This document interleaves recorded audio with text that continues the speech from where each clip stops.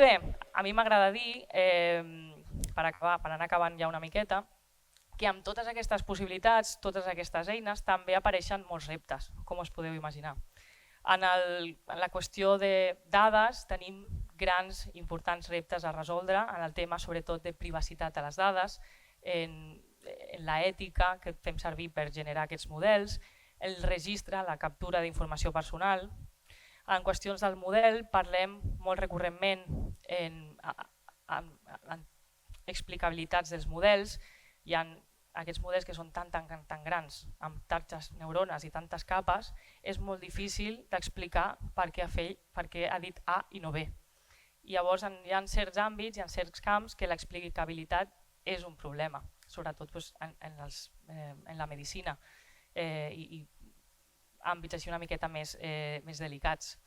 La transparència dels models, la precisió, la personalització dels models, cada vegada volem models més personalitzats, no volem un model genèric, volem un que s'adequi molt bé a la nostra indústria, a la meva empresa, que conegui les meves dades i que al final sigui personalitzat per mi. Mida del model és un altre dels problemes ara que ens trobem molt. Són models molt grans, difícils de gestionar, que involucren consums energètics molt alts, estem fent carbon footprints molt elevats cada vegada que s'entrenen aquests models. El cost de l'ús i de l'entrenament d'aquests models és elevat.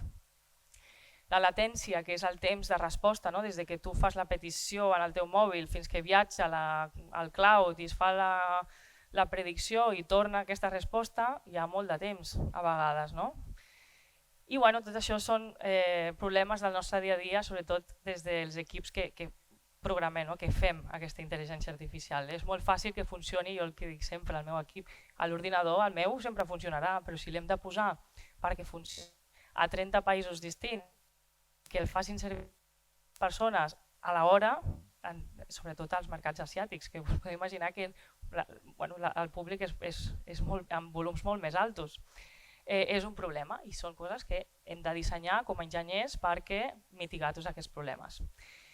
Per aquesta mitigació ha aparegut recentment, relativament, l'Edge AI. Quan parlem d'Edge AI és portar la tecnologia, el poder computacional al nostre dispositiu final, al mòbil, a la càmera, al cotxe o a un IoT.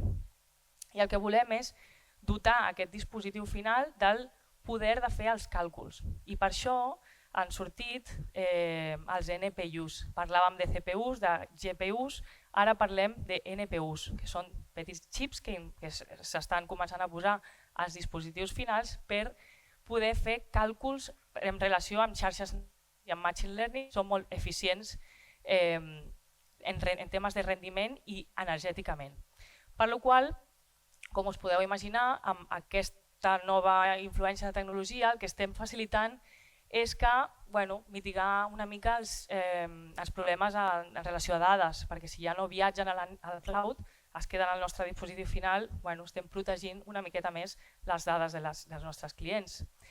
Estem treballant amb mides de models molt més petits, que a més tenen consums energètics més, els reduïm, amb costos menys elevats també i latències molt més petites, perquè ja no ha de viatjar tant, el càlcul, la predicció s'està fent al nostre dispositiu.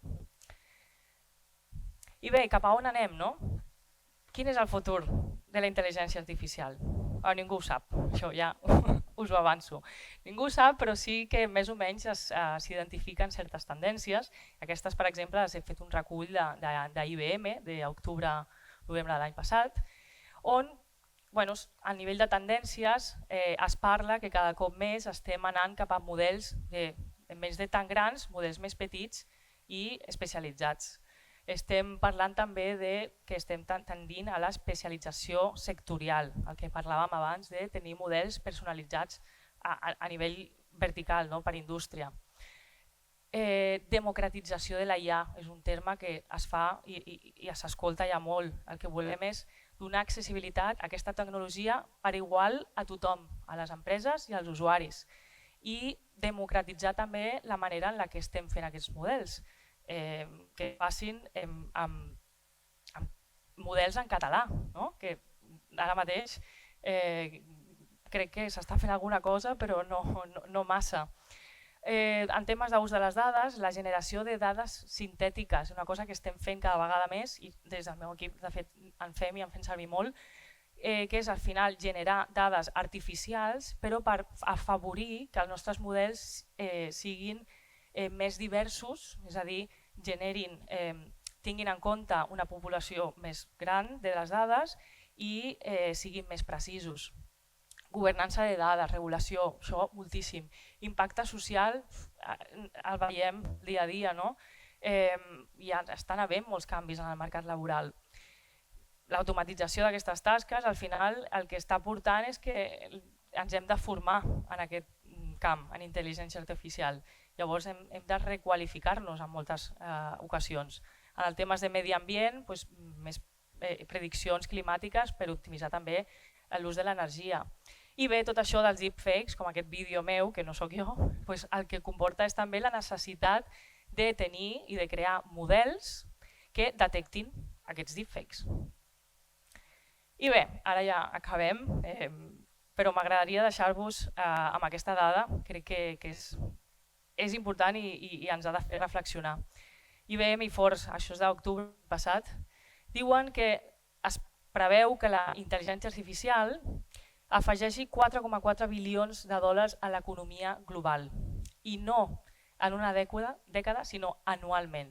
Llavors, la tecnologia és aquí, ha vingut per quedar-se i la pregunta llavors és si nosaltres estem preparats per sumar-nos a aquest canvi o no.